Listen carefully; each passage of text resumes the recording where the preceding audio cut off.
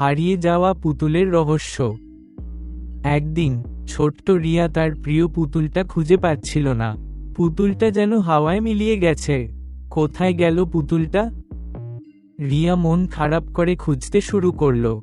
বাগানে, ঘরের কোণে, খাটের তলায়, কোথাও নেই। যেন এক রহস্যময় ধাঁধা।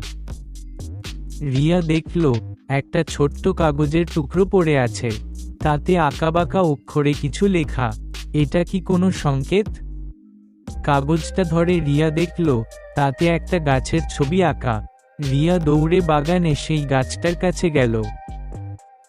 গাছের নিচে একটা ছোট বাক্স। বাক্সের ভেতরেই কি লুকিয়ে আছে রিয়ার পুতুল? বাক্সটা খুলতেই রিয়া দেখল তার পুতুলটা হাসছে। পুতুলের পাশে একটা চিরকুট, খেলতে এসেছিলাম, আবার আসব। কে লিখেছে এই চিঠি? রিয়া তাকিয়ে দেখল দূরে একটা কাঠবিড়ালি তাকিয়ে আছে। কাঠবিড়ালিটাই কি পুতুলটা লুকিয়েছিল? এবার তোমরাও তোমাদের প্রিয় খেলনা খুঁজে দেখো। আর হ্যাঁ, আমাদের চ্যানেলটি সাবস্ক্রাইব করতে ভুলো না। নতুন নতুন মজার গল্প আসছে।